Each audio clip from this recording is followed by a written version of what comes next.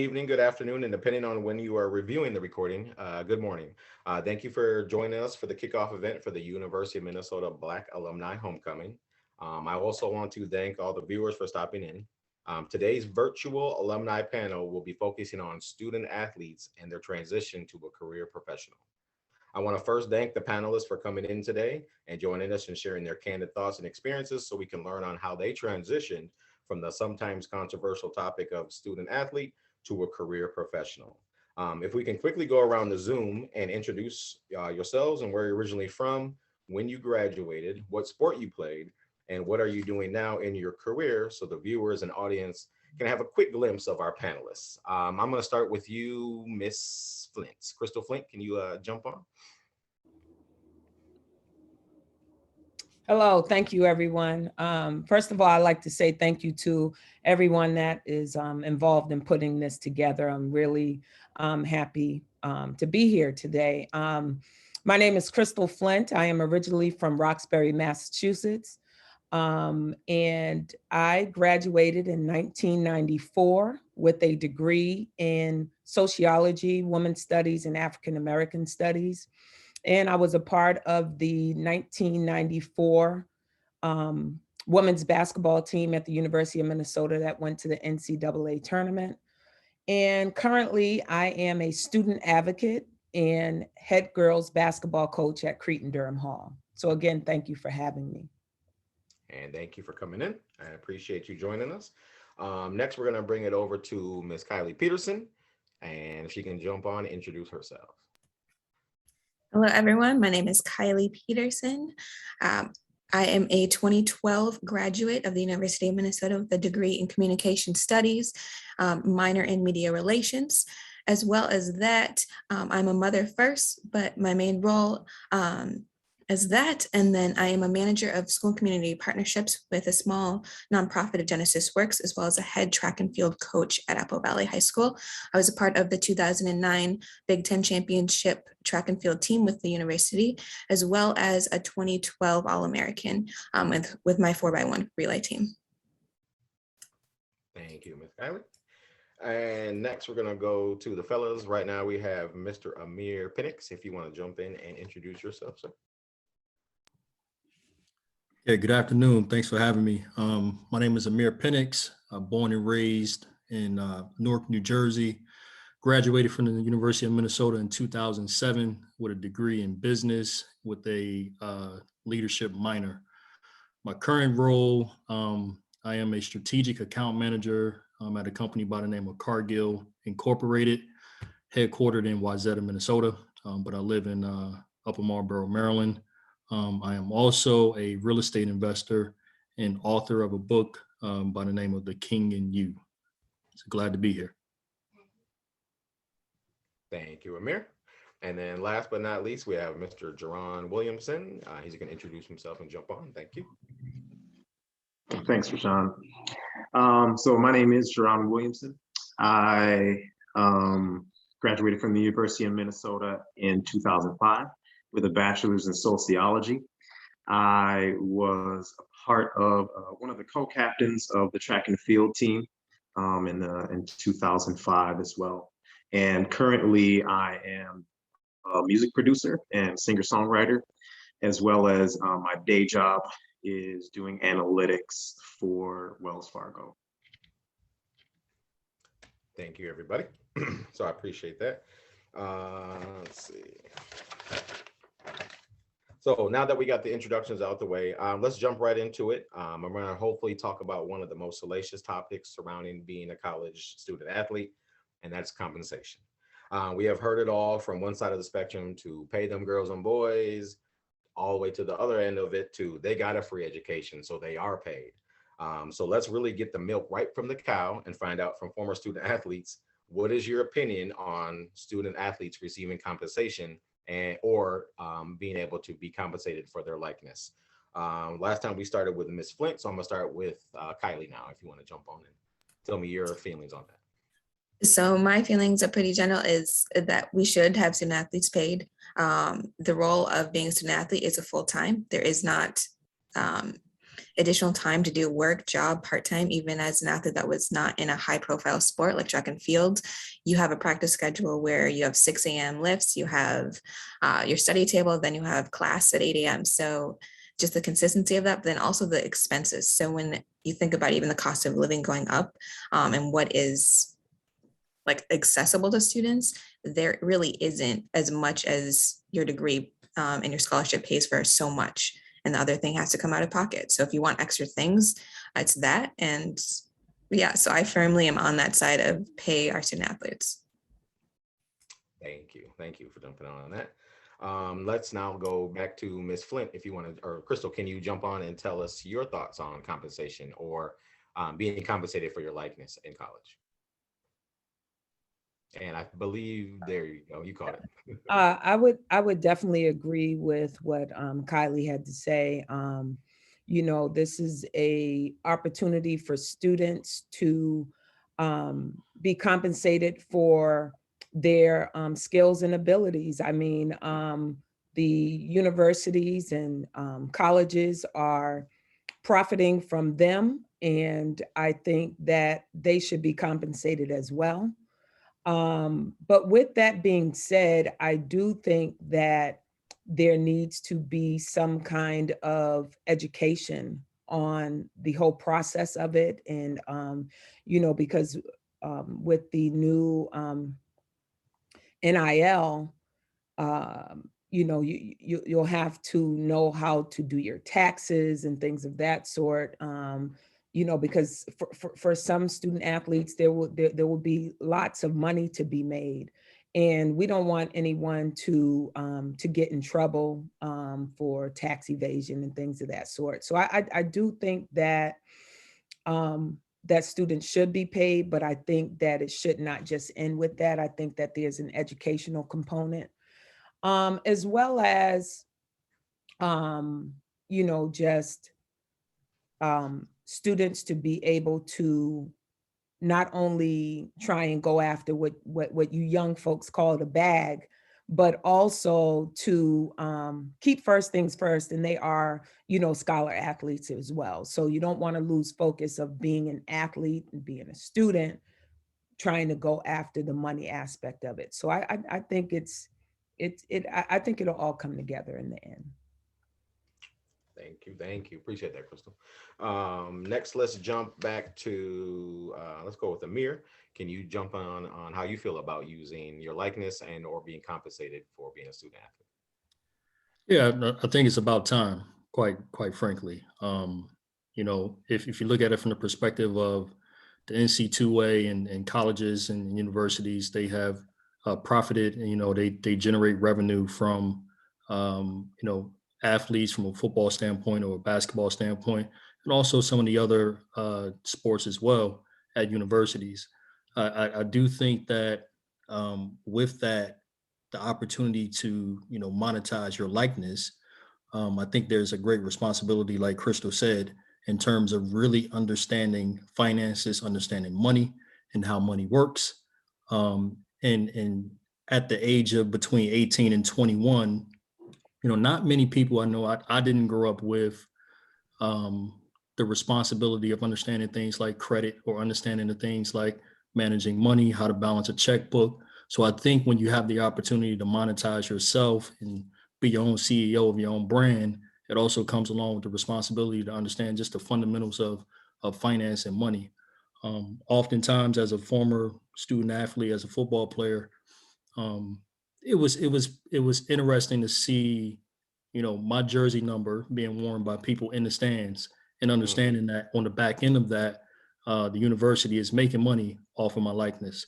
And at times we would, I don't want to say the sheet is pulled over your head, but, you know, they used to have NC2A basketball and football as well. So you would be happy with the fact that your likeness was on a video game.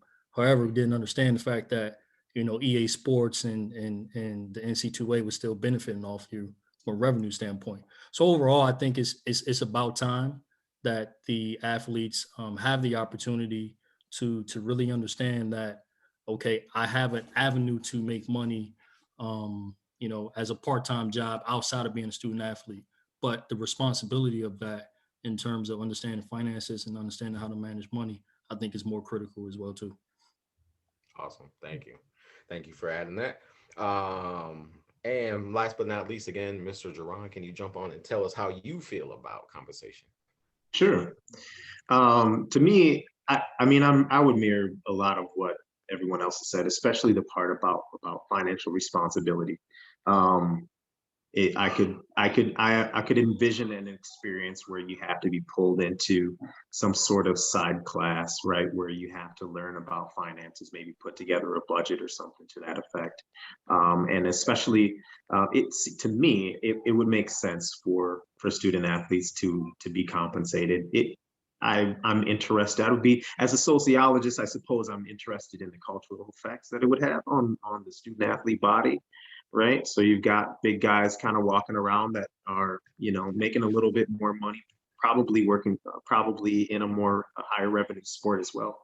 And I'm just kind of interested in how that would affect the culture. But overall, I think it makes sense, especially seeing that,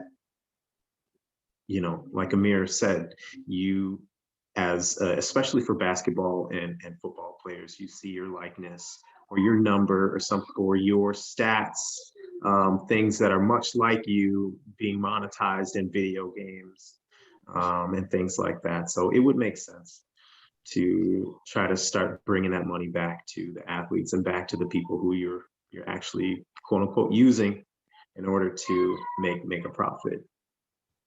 Thank you. Crystal, you had something? Yeah, I just like to add to that too, that, how many of our young people are business minded as well. So we don't want our student athletes to be taken advantage of on the business end either. So there's a lot of education to be had. And while we all agree that, yes, Amir, it is about time. I graduated 30 years ago, and we're finally, getting to a place where this is okay, and people aren't losing their scholarships and things of that sort, because of, people trying to take care of a student athlete who might just need a meal, or a way to get home over the summer or on a break and things of that sort. So, but there is a business aspect that that student athletes and their families do need to take into account in all this, because if you're not careful and if you're not educated on it, they can still be getting taken advantage of. So there's a lot of pros and cons to it, and if our student athletes are not careful, they will still be getting the short end of the stick.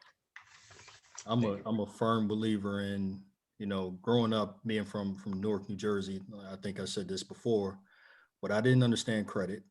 I didn't understand taxes. I didn't understand finances, and I didn't understand money.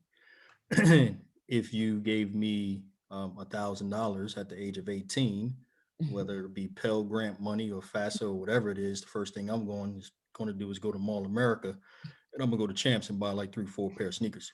But when you have the opportunity to generate revenue for yourself at such an early age, there's a great deal of responsibility that comes with that. Nobody had ever sat me down at that age and said, hey, you're 18 or you're 19, in order to build up your credit, you have to do X, Y, and Z. Maybe you start off with $100 or $200 credit card from Bank of America, but don't go and spend it and just leave a balance and you're just paying the minimum payment every month, right?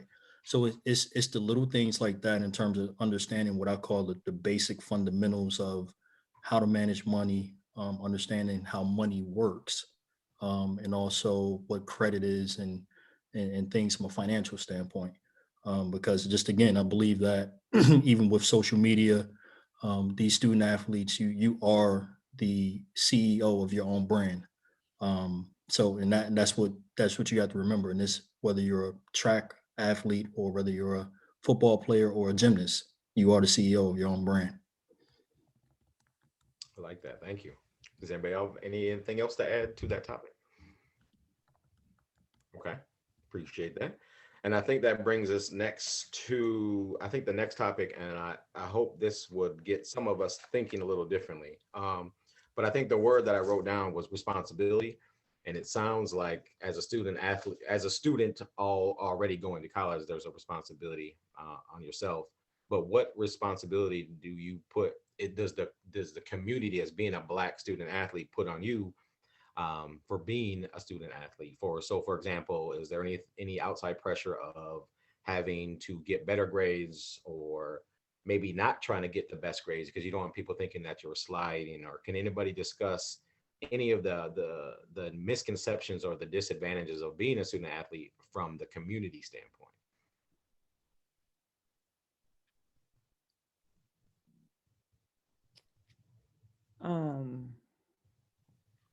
I guess I wouldn't take it as a as a negative from the community, but as student athletes at the University of Minnesota, we all have an obligation to be our best. When I was at the university in the 90s, wasn't very many of us on campus, and so there was the misconception that the Black men were there just to play basketball and to play football, and you know there wasn't a huge media presence at that time. But now the microscope is on our students of color at the university, in particular our Black students, that whenever we are what is considered in the minority, there's always an extra obligation to bring your best self to the classroom, to the field, to the track, to the courts. And so I think that we just as a people, we always have that burden on our shoulders. And we just simply can't do what other people are allowed to do, and we're punished at a different rate, and we're held quite frankly to a different standard. And so I think that happens in high schools and colleges and pros and in corporate America, or choose a profession. So I think that holding that banner is always something that's on our shoulders, no matter where we are. So Thank you. Yeah, so again, I grew up in Newark, New Jersey, and I would be sitting here lying if I didn't tell you that my goal wasn't to make it to the NFL, because it was. That was my goal. That was at the time, the ticket out from making it out of Newark, New Jersey, from a single parent home, out of the projects. That was just the reality. That's what we knew in my community. Either you were an athlete or you were a hustler, if you will. So, but thank God I had some good mentors and people in my ear that helped me understand how to use leverage. And what I mean by that, me attending the University of Minnesota, not only did I look at it as an opportunity to potentially, if I perform well on the field, to have a professional career, but I also knew at the time that Minnesota had about 13 Fortune 500 company headquarters at that time. And so I was trying to make a decision between just about every Big Ten school outside of Ohio State that I received a scholarship offer from, in addition to Rutgers University. But I knew that Minnesota had a little something different. And that something different was the fact that they had the headquarters of Target, Best Buy, Medtronic, Honeywell, the list goes on and on, General Mills. So I knew that if I attended the University of Minnesota, not only could I do what I needed to do on the athletic field, but if I positioned myself correctly and leveraged myself correctly, that I would be able to foster some relationships and build some networks outside of football and athletics. So I think we have to be very intentional about that. But just as far as the pressure, it was there. I'll tell you flat out. I went to Malcolm X Shabazz High School in New Jersey. So that the education system wasn't the best. And therefore, when I made it out and went to the University of Minnesota, we were playing on ESPN every single weekend. So everybody from my hood, from my community, they were watching. And when I would go back home on breaks, the responsibility and the burden was there. Like, hey, we watch you. We know what you're doing. We know who you are. But it was something that I embraced. I embraced it, and because I knew me attending the university and having an opportunity to perform on a Division I level was bigger than me, because it was other people that was impacting as well. So it was something that I embraced. Thank you. Appreciate that. Thank you, Amir. Anybody else would like to jump on?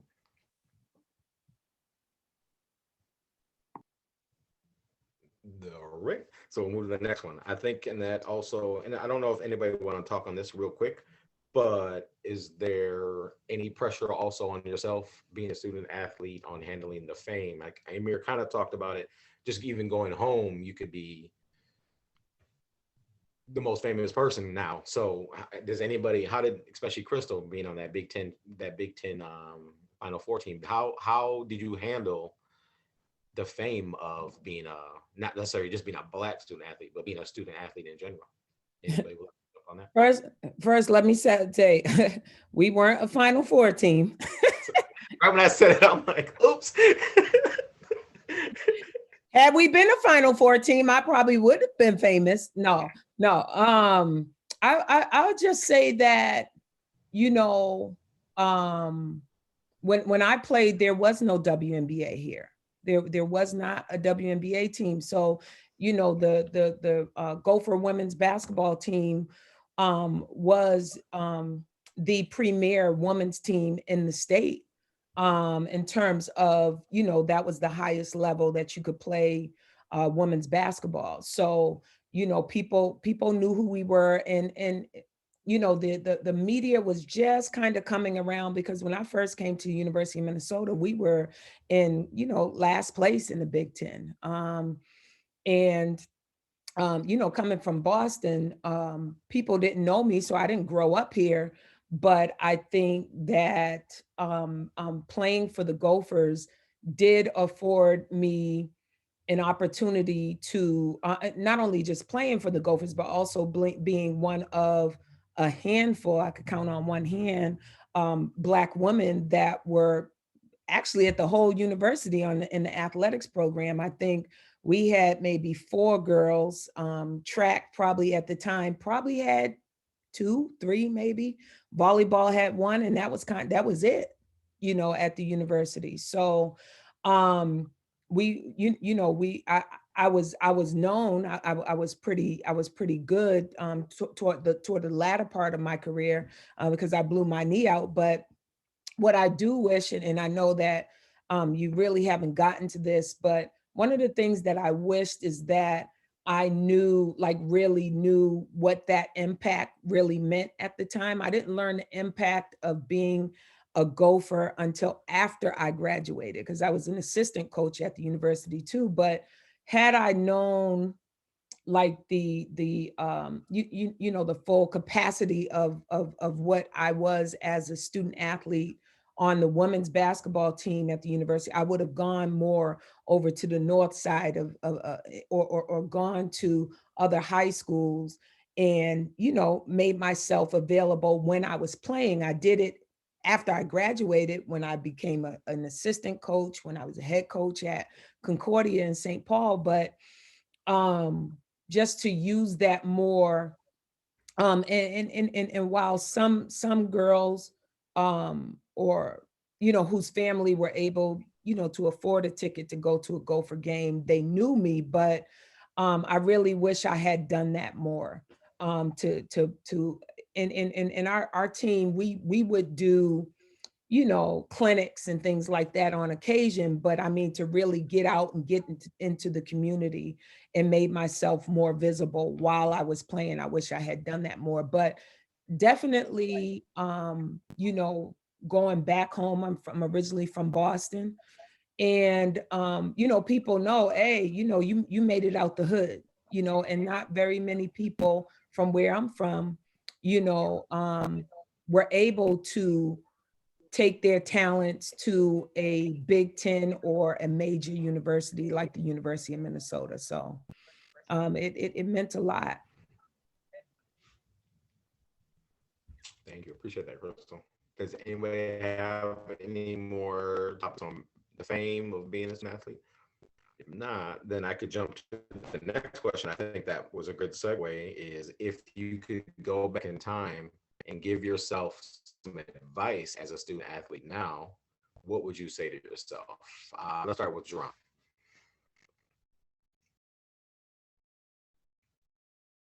Second, okay. I think the biggest thing that I would try to tell myself would be kind of like, okay, look, you know, there's certain classes that are more important than others that you're going to need to use.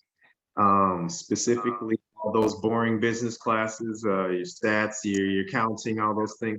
You're going to need all those kind of stuff. And I guess there's some little small things that I would definitely kind of give myself some advice on, like kind of trying to find other ways to accomplish certain things, as well as just simply trying to buckle down and pay attention to what's most important. So I think those are the main things that I would kind of go back and tell myself. Aside from those, you know, those little moments that you might want to give yourself a pep talk before a Big Ten race or something like that, and say, hey, you know, don't do this, that, or the third, because what's going to happen is you're gonna not gonna do so well this time around. So it's stuff like that. But aside from that, I mean, a lot of college, I guess I attribute to learning from my mistakes. To be honest, there's a ton of mistakes that you make in your early 20s. I suppose that you get to make when you're in the college environment, that aren't as costly as they can be once you leave. So. Thank you. Anybody else would like to give themselves some advice for their old self? I also thought of another one, was to really utilize the resources that the university has, or utilize the Black Student Union. I didn't really tap into being involved with that until, you know, like my final 2 years at the university. And to really network, we're, as student athletes, we're put in front, you know, of a lot of donors and really influential people at the university. And I just think that, you know, a lot of times as student athletes, you know, we're shy and we tend to stand in the background and huddle with each other when we're at events, when those influential people are at. But to really, you know, step out of your comfort zone, step out of your box, and to really network, like really network and get some, you know, they probably don't have business cards. I'm dating myself, but you know, and then use them, you know, lean on those resources and lean on the networking that people can put you in places that, you know, you really couldn't imagine being. So that's something that I would really wish I had done more of. We actually, at the time when I was at the university, I don't know if they still have it, but Linda Roberts had a Black mentoring group that consisted of Black influential people in the community, also at the university. And we were paired with, I think Kylie, you probably were a part of it once I graduated. But I really hope that the university's coaches are really encouraging the student athletes to take advantage of that. And if they don't have it, bring it back, because it did wonders for me in terms of building that that social network and those people, Black community people and influencers that are in the community that can come and support you in the stands and, you know, help give you a letter of recommendation or maybe a job after you graduate. So I just think that, you know, those kinds of things were really beneficial to me. And I did it probably more than others did it on my team, but I just really wish that I had even done that even more and taken advantage of those opportunities, because they can pay dividends down the road well beyond, you know, your 4 or 5 years at the university. Thank you. Thank you. I'll jump in. Similar to Crystal, is really the resources within the university in the sense of BSU and any of the cultural groups or frats and sororities. That definitely wasn't an opportunity just with our schedule, but just kind of the push from even our own teams to not get involved because of our busy schedules. And looking back, that's something that I wish I would have had that community, although we had those opportunities within athletics. It was really limited to just that group. And at the end of the day, there's only 75 of us. And so you see that group of Black individuals all day, every day. And so it's really important, especially when we are on the community, that we are being in together and unified and being able to really represent each other.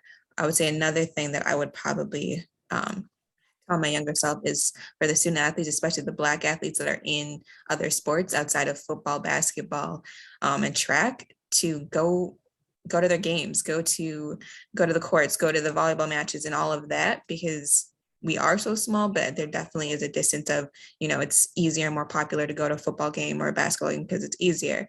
But really showing that cross sport relationship and that support, I think, would have been another additive layer of just my experience. Thank you. Thank you. Geron, would you like to add anything? No, I think that was a great point about trying to support other athletes as well. One of the things that I was kind of thinking about is, as you mentioned, mentorship. As you get older, as you know, you go through your college career. One thing that I wish that I had kind of done, not taken advantage of, but I wish that I had taken more time to mentor some of the younger guys that were under me. You know, I was never necessarily mentored myself, but I kind of, you know, you're looking back and you appreciate them and you see how well they're doing, and you just wish that you had kind of, I personally just wish that I kind of poured into them a little more, and took them at least under my wing, so that maybe they wouldn't have to have these things in the background saying, well, I wish that someone had told me, you know, when, you know, you've gone through at least a year or two more than some of your underclassmen, and maybe you might be able to kind of shed some wisdom with them. So I think that's one thing that I would definitely told my younger self. Huge shout out to Linda Robertson and Peyton Owens. I think these are people that are critical in terms of who you know at the University of Minnesota from a, you know, just from a Black perspective. You got Quincy, you got Stephen Davis, you got a whole bunch of people that I would say you need to be aligned with at the university. But I wouldn't limit myself to just the University of Minnesota. I would align myself with others outside of just the university community as well. And what I mean by that is, again, you at the University of Minnesota, you have the unique opportunity to network and meet people who are pillars in the community. I would say a huge majority of the people that live in Minnesota are probably transplants. So, you know, networks and leveraging different people, Ezel Joneses of the world, and people who are in different fields that you might have an interest in getting involved in is critical. So whenever you get an invite to go to a fundraiser, or whenever you get an invite to go speak to a school, or whenever you get an invite to do an interview or anything of that nature, you should do it. Point blank, period. And when you do, be it if you exchange contact information, you continue to be thorough in following up with that person at least once or twice a year to ensure that those relationships are in place. Because if you do that, what you have to understand is you got to separate yourself from other people, because you might have others who may talk to these same individuals, but they might not follow up. So it's critical that you align with everybody that you come in contact with, because in this day and age, I truly believe that it is a little bit of what you know, but it's also who you know, to help you get to where you want to be. So if I had to tell my younger self something, I would continue, I would have continued to build my network. And at this point in time in my life and my career, continue to keep in contact and leverage those people, because some of the names that I mentioned just a little while ago are people that I still reach out to from time to time, just to touch base and say hello, and people that have helped me along the way. Thank you. Thank you. Appreciate that. Rashawn, can I Yes, ma'am. also add something? And I don't know if I'm jumping ahead, but um, what one other thing that I think um needs to be brought out is that, use your summers wisely. I know that I got a serious wake up call after I graduated from the university. And a lot of times that our young people are sold on getting an education, you're gonna get a job, you know. And I got, as a student athlete, I got a ton of rejection letters because I did not have enough experience. And, like I said, I graduated in 94. Now Geron and Amir and Kylie, you may have a little bit of a different experience than I had, but, I went to summer school.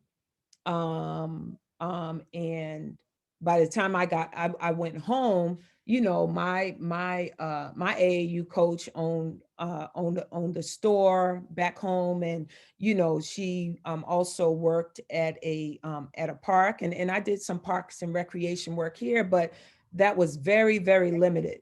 And so after I graduated and I began to apply for jobs in my field, or even some that weren't, I didn't have enough experience in those fields, because I only be working for like a month, so my resume really wasn't being built. And so I wish I had even known that, to be able to really have some kind of substantial internship, or a job that was really in my field, not going home and working a camp, which is fine to an extent. But camps, I wasn't applying for jobs that had that camp experience on it. I was applying for jobs that I needed to know how to budget money, and be a supervisor and things of that sort. So I wish I had done, like, taken that not more seriously, but paid more attention to the kinds of work that I was doing in the summers, and really trying to get an internship under my belt in the field that I wanted to go into. And probably at the time I really didn't know what I wanted to do, but to really get some mentorship and really explore that in a way that would be beneficial to me, after I graduated. And I don't think that enough of our student athletes think of that. Sometimes we think of that easy money that we can go and make. And I don't mean anything illegal, but like I said, your home girl has a hookup for you, that you can go and do that kind of work, and go back to school real quick. So I would have wished I had paid more attention to that, as well as sorry to talk so much, you guys, but I think I'm a little bit older. You all are way more accomplished than I am. And let me just say, shout out to you all for the awesome things that you all are doing and have done with your degrees. That's fantastic. But another thing I would say is I blew my knee out my freshman year. And then I did it again my sophomore year, but I was able to get, they have that grad year now. And what I ended up doing, it really wasn't called a grad year at the time, but I had a 5th year. And I just kind of, took it easy. I took like 2 classes and I was like, okay, I'm chilling. I don't have class on Friday. And instead of going to get my master's and getting it paid for by the university, that's another thing that is afforded to student athletes. And I really hope that they take advantage of not just getting that 5th year, but completing a master's degree program. So I just wanted to throw that in there from experience. That's great. Great advice. I appreciate that. And hopefully that segues into more of the career questions. I know we've been talking about responsibilities, and I think that might help us as we kind of know that student athletes, I personally don't know that as much, but that you have a very rigorous schedule. We've seen it a little bit. We've all got up for 8 a.m. classes, and most of the athletes are already coming back from somewhere. So it's like, where are they going? So how did you handle time management as a student athlete and your pack schedule? And how did that help you transition into your career? And how did that help you? So maybe wants to jump on that. I would say, don't let the fact that you're a student athlete and you have a rigorous schedule, impede on you setting yourself up for the rest of your life. You're going to be busy from 8 a.m. to 9 p.m. on a daily as a student athlete. However, it is not an excuse to not find time to exercise some of the different other skill sets that you may have. You're at the university, to be a student first and an athlete second. However, it still is an opportunity for you to grow as a young man and as a young woman and figure out what you want to do with the rest of your life. Me personally, I used, my time at the University of Minnesota as a student athlete to, again, position myself to understand what I did today will potentially impact me 5 and 10 years from now. By no means did I want to go back to Newark, New Jersey and live in my mom's house. So I knew if I didn't make it to the NFL, I had to take advantage of the opportunities outside of the athletic field. And in order to do that, I couldn't be average off the field, if you will. And what I mean by that is just doing the typical standard stuff from 8 to 9, right? I knew, again, that if I wanted to put myself in a position financially to be able to support myself and support my family once I graduated, there were extra things that I needed to do. So that's how I positioned myself just from a student athlete standpoint. And I think we got some other discussion later about transitioning into to work. But I really think it's critical for you guys as student athletes to understand at this point in time right now that what you are doing now will potentially impact you 5, 10 years from now. So if you have a certain lifestyle that you want to live, what you do now can potentially dictate how you live later. That's great.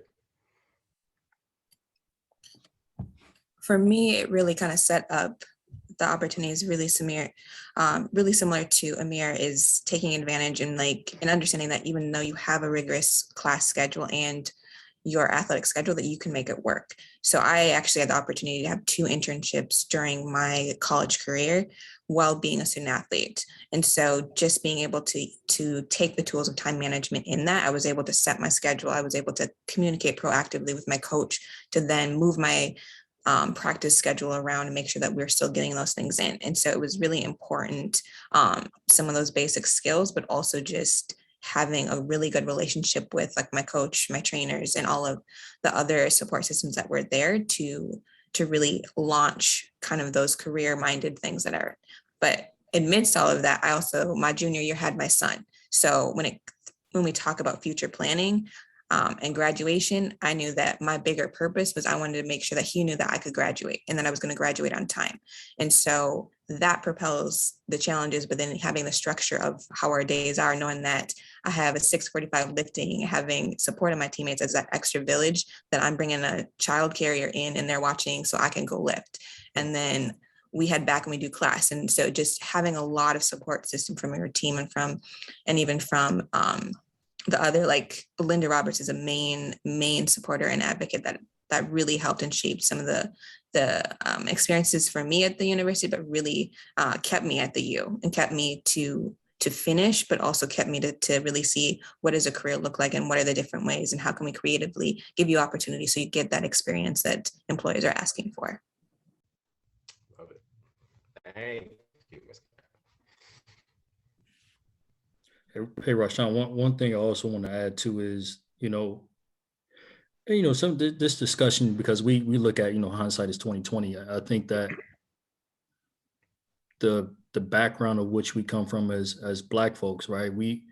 When you go to a PWI, right, you don't really know what you don't know, right? So if I'm leaving from Newark, New Jersey, I don't know what I want to do if I'm 19, 20 years old, right? So if somebody tells me to major in something that is potentially easy so I could pass through, then I'm going to do it, right?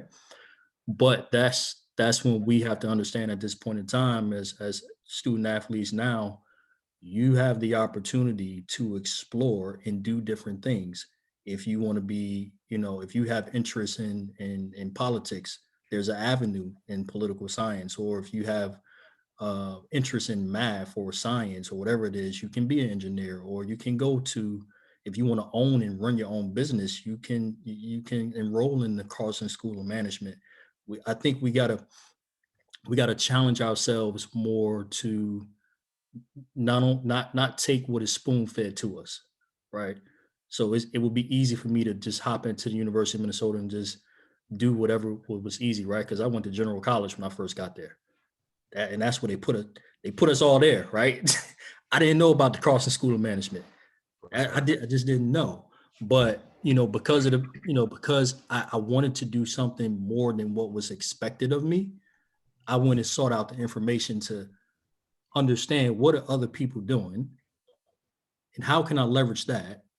And once I graduate, if I don't play pro ball, how much money can I make? Because I'll tell you, I was driven financially to be in a position to where I will be successful in my life. And that drove me because we didn't grow up with much, right? It's just, it is what it was. It is what it is. So I just wanted to throw that in there because I don't know if there's any football players or whomever is on the call from a student athlete standpoint, but I know the background of those kids when they come into the university.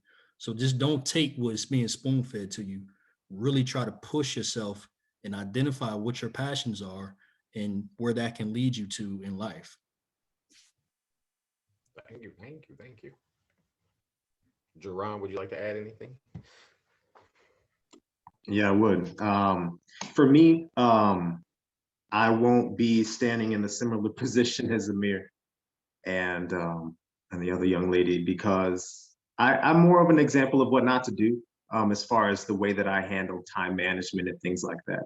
Not only was I a student and an athlete, but I also was trying to involve myself in music. So that I believe at a certain point I was gigging or doing studio sessions and things like that, and also trying to record my own album.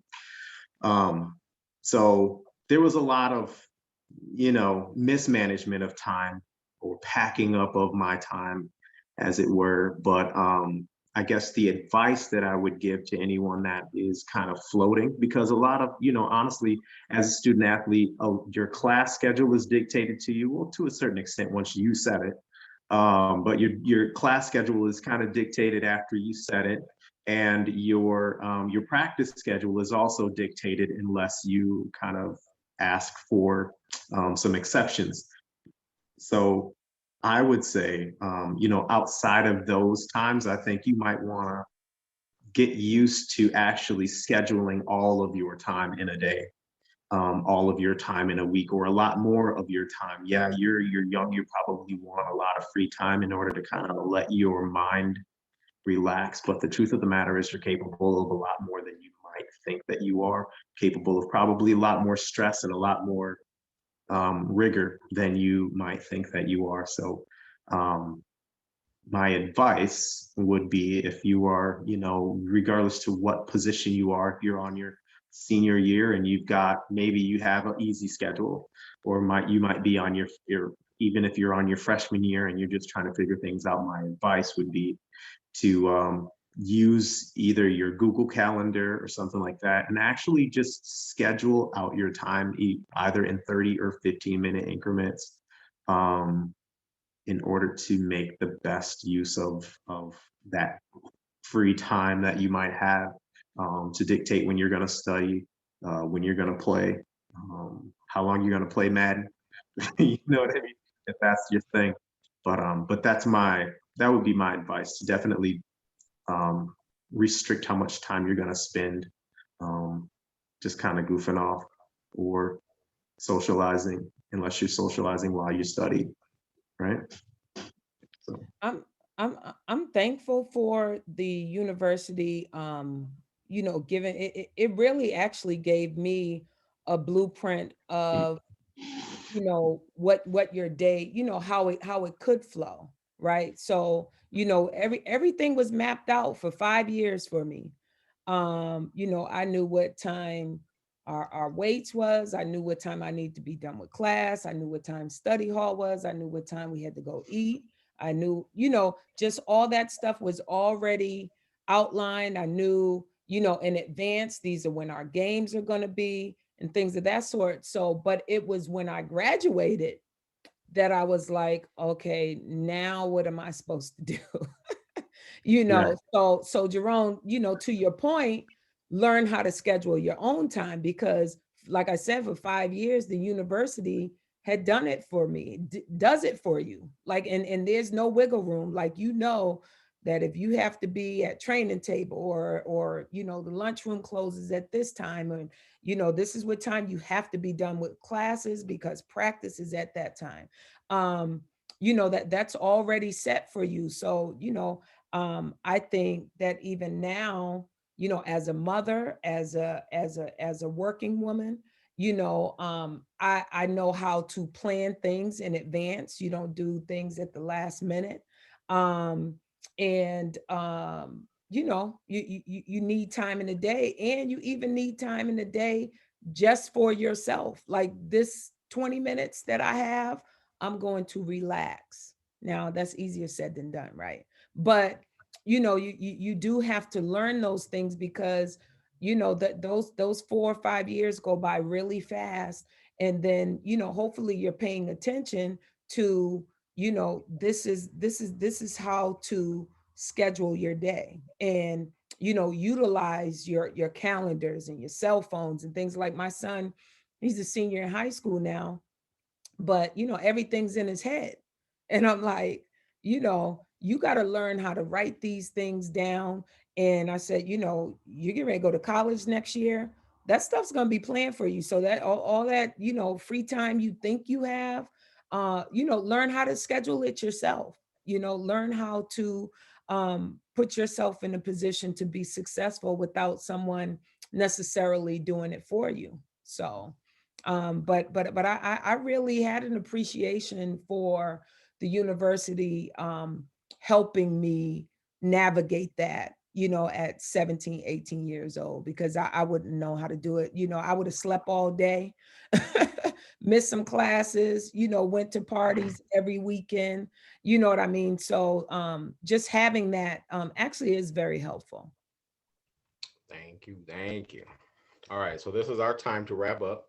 I'm going to try to ask you one quick question, and just, try to keep it like a Twitter tweet if you want. So and it could be either negative or positive, but how has being a student athlete helped you transition it into your career now? So it could be it hindered you or helped you, but as a student athlete, what did you get out of, or what did you lose from helping yourself get to where you are now? I'm gonna go right down the line, my little fancy grid. So I'm gonna just go with Kylie first, and we'll just go right down the line. Timer now. Helped. Am I supposed to elaborate more, or? or just like a quick idea of how being a student athlete helped you be a career professional now. Most of the jobs that I've held are really detail oriented. So it really helped with scheduling and understanding just the basic of that, but then also just the team aspect. I sought in my career to be a part of teams because I was always a part of a team. And so team development and I manage a team is something that really is exciting and something that I love. And then also on the other side of my college really shaped me and then stepping into the coaching spotlight. So being a head coach of a girls team, now reflecting my own experiences back to next generation is really exciting. So helped, supported. Helped. Love it. All right, Amir, helped or hindered? How did it help or hinder you being a career professional now? It helped. It helped because I'm a competitor. As an athlete, I was a competitor. Um, as a working professional and an entrepreneur, I'm a competitor. So I don't wake up in the morning unless when I'm ready to go, I'm getting going. I'm ready to go win. It's just point blank period. That's how I'm made up. Um, and I get that from being an athlete because it's competition, and this is what the world is. If you don't, when you guys graduate, you're going to be competing against Kylie, Crystal, Amir, Jerome. And if you don't come right, I'm coming after you. So you got to compete, and that's so it helped being an athlete. Awesome. Thank you. Appreciate that. Crystal, you are next on my little fancy grid. Thank you. Okay. I would say being able to adapt and adjust to, the various kinds of people that you come in contact with. I had teammates from rural countries to, big cities. And it just really helped me to adapt to different personalities and things of that sort.